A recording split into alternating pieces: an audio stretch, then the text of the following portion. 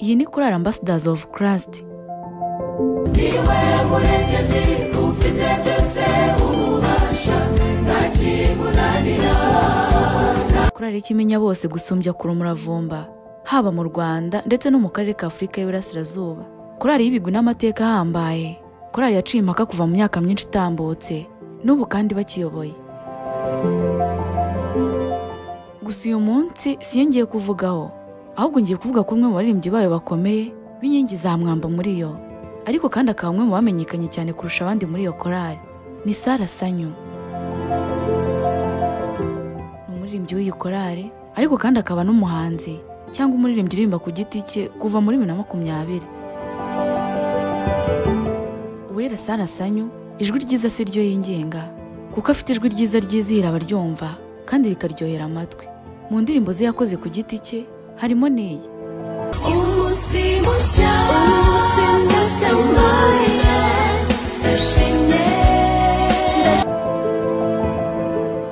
Abenshi mwamukunze cyane kubera indirimbo nyinshi za Ambassadors of Christ agaragaramo ari we uziyoboye kugeza uyu munsi hano aririmba ku giti cye. Ariko se ni bangahe mufite byinshi mu muzeho byihariye biri inyuma y'umuziki? Avuga ko kuririmba ari ibintu byamuzaniye igikundiro mu bantu, ndetse ngo ni ibintu arambyemo cyane, kuko ngo yabyinjiyemo ari umwana muto akiga mu mashuri yisumbuye kugeza uyu munsi ubwo yabaye umubyeyi. Uyu mugore rero yihariye uburanga bugaragarira buri wese, guseka neza, akarusha akagira utunogo ku matama cyangwa se fosete. Benshi banamukundira ubwitonzi n'umutima mwiza agira, ariko se mu by'ukuri Sarah Sanyu ni muntu ki? Nk'ibindi byamamare byose rero, uyu nawe yibasiwe n'abayutubazi benshi bibaza bati ko bavuga ngo yavukanye sida, nibyo cyangwa ni ukubeshya? Abantu batandukanye kandi iki kibazo bagihuriyeho, ndetse bamwe banabitonganiramo cyane. Bamwe bati ntabwo ari byo, ni ukubeshya ntayarwaye. Abandi bati muri mwese ntawamupimye. Ariko se muri ibyo byose ukuri ni ukuwe? None se nawe waba warigeze wumva iby'izo nkuru zavugaga ko Sarah Sanyu yababana na virusi itera sida? Birashoboka ko mu myaka yatambutse rimwe se cyangwa kenshi waba warumvise umuntu abikubwira cyangwa kumva abandi babiganira bavuga ko uyu mudamu ngo yaba yaravukanye ubwandu. Niba warabyumvise se wabyumviye he, ubyumva nande? None si iyo nkuru yari ukuri koko cyangwa byari ibinyoma n'ibihuha bidafite aho bishingiye? Ariko se koko niba byari ibihuha byaturutse he? Reka tubyinjiremo turebe ukuri kwabyo, tunarebera hamwe amateka yose n'ubuzima uyu mudamu yanyuzemo kuva mu bwana bwe kugeza uyu munsi ubwo ari icyamamare muri gospel mu Rwanda. Reka twinjire mu isomero twegure inyandiko maze nkubwira akantu ku kandi kuri uwo mubyeyi w'igikundiro n'uburanga buhebuje. Mbere yuko nkomeza ariko nizere ko wamaze gukanda like kuri iyi video.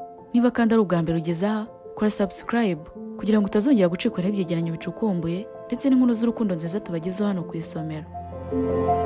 Kandi guhura n'uwo Mesiya si bisanzwe, uwahuye nawe ahinduka mushya, hahandi mwari muzi narahimutse. Amazina ye yose yitwa Uwera Sarah Sanyu. Yavukiye mu gihugu cya Uganda, avuka n'umwana wa 4 mu muryango w'abana 5, bari mu witwa Manzi, banaririmbana muri Ambassadors of Christ. Amashuri yisumbuye yayarangirije muri College Adventiste de Gitwe, aminuriza muri kaminuza ya IERK i Kigali. Uyu ni umuririmbyi ukomeye cyane muri korali Ambassadors of Christ. Kugira ngo ubyumve neza, ndakubwira ko ari inkingi ya mwamba muri iyi korali, cyane cyane mu ijwi rya soprano.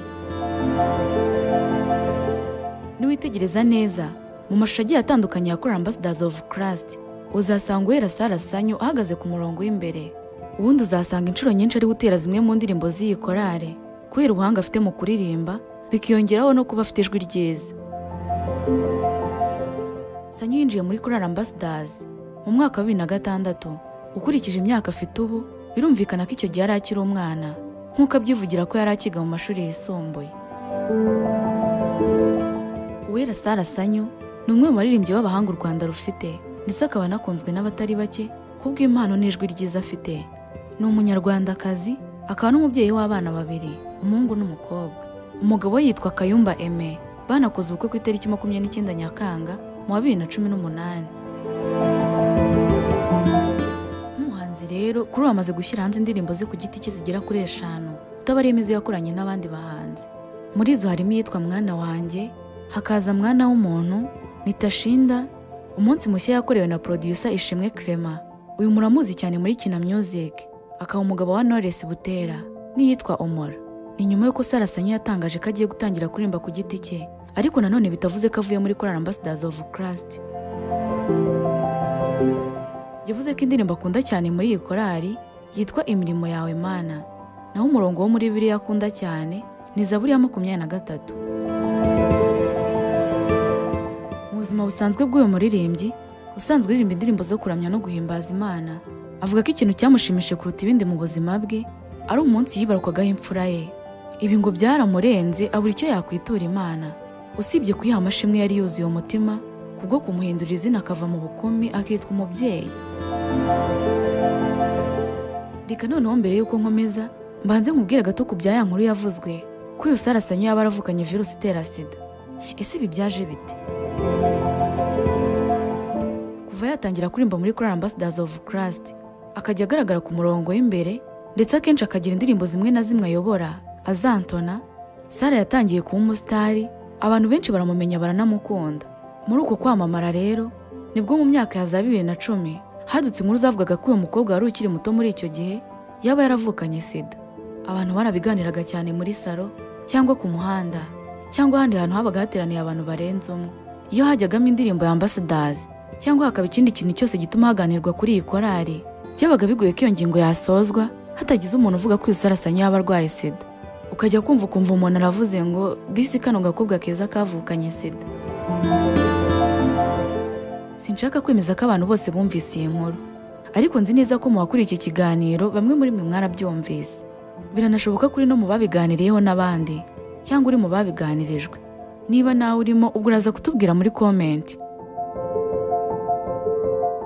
Ntabwo bizwi neza aho ayo makuru yaturutse n'uwo yazanye bwa mbere, ariko ikiriho cyo nuko iyo ari inkuru yakwiye igihugu cyose mu bice bitandukanye byacyo. Gusa iyi yari inkuru y'igihuha cyambaye ubusa, kuko nagerageje gushaka amakuru no gucukumbura ngo ndebe koko hari inkuru yanditswe mu binyamakuru cyangwa ngo uyu Sarah Sanyu ubwe abe hari icyo yabivuzeho na kimwe, cyangwa se hari aho yabibajijweho ariko nta hamwe nabonye. Mu by'ukuri sinzi uwahimbye iki kinyoma, ariko kandi uburyo cyakwiye igihugu cyose nabyo biratangaje ndetse ni n'ibyo kwibazwaho, kuko urebye inkuru zose zamwanditseho cyangwa ibiganiro yatanze ku YouTube channel atandukanye, biragoye ko muri comment z'izo nkuru haburamo umuntu wavuze kuri uko kurwara sida kwamuvuzweho. Urugero nko ku itariki 11 z'ukwa gatanu 2018 ikinyamakuru inyarwanda.com cyanditse inkuru ifite umutwe ugira uti Sarah Sanyu Uwera, ishyiga ry'inyuma muri Ambassadors of Christ, agiye gukora ubukwe. Nk'uko byumva yari inkuru isanzwe yavugaga ko Sarah Sanyu agiye gukora ubukwe, ariko igitangaje uwitwa Gasongo yaje muri comment arandika ati uyu se bavugaga ko arwaye sida, baba babeshya kabisa. Na Knowless nuko bavugaga, keretse niba baba bashaka nabo baba barwaye. Icyo gihe nabwo byabaye urubanza muri comment, bamwe bati baramubeshyeraga, abandi batuvuze nabi, ubwo kandi rubura gica. Ibyo byose rero bisobanura uburyo inkuru yasakaye hirya no hino mu gihugu, gusa nyine byaje kugaragara ko cyari igihuha kidafite aho gishingiye. Uwera Sarah Sanyu nta sida arwaye, ndetse n'umuntu wakwije icyo gihuha ntabwo yigeze amenyekana.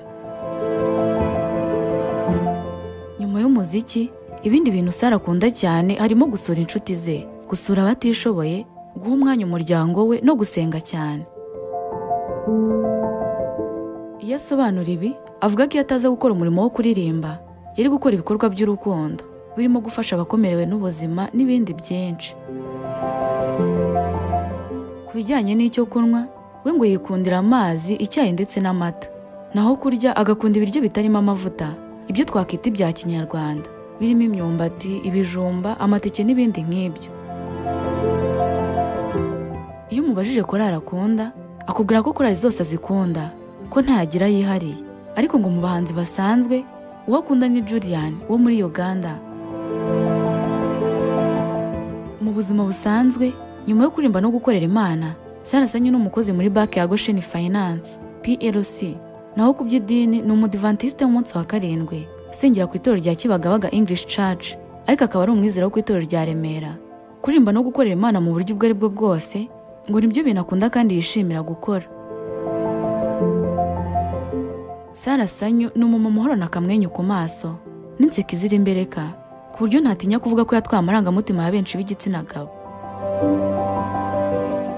Nk'uko bisanzwe twese turabizi ko umuntu agira ibimushimisha akagira n'ibimubabaza. Sarah Sanyu aganira n'igihe.com yatangaje ko igihe yababaye kuruta ibindi byose, igihe cyamushigishe kandi atazibagirwa, ari umunsi yaburagaho ababyeyi be yakundaga cyane. Gusa nanone ngo ntiyakibagirwa ibyo Imana yamukoreye ubwo yakoraga impanuka yabaye kuri Ambassadors of Christ muri 2011 ubwo barimo bava kuririmba muri Tanzania. Ni igihe cyamushenguye umutima, ariko nanone agatanga amashimwe menshi ku Mana. Zimwe mu nzira z'umusaraba yanyuzemo harimo kuba yarabaye imfubyi akiri muto, ubuzima bwe bukaza gukomereza mu kigo kirera imfubyi. Ushobora gutekereza ko impano yo kuririmba ayikomora ku babyeyi be, ariko siko bimeze, kuko ababyeyi be batakundaga kuririmba ahubwo ngo bakundaga gusenga cyane. Ibi bikaba byaraviriyemo umugisha mwinshi umwana wabo Uwera Sarah Sanyu. Avuga ko aho bari batiye kera habaga abazungu bakundaga kuririmba, bakaba ari nabo ngo bamufashe kuvumbura impano yari yifitemo yo kuririmba. Ngayo nguko rero ngaya amateka y'ubuzima bwa Uwera Sarah Sanyu mwamenye cyane muri Ambassadors of Christ.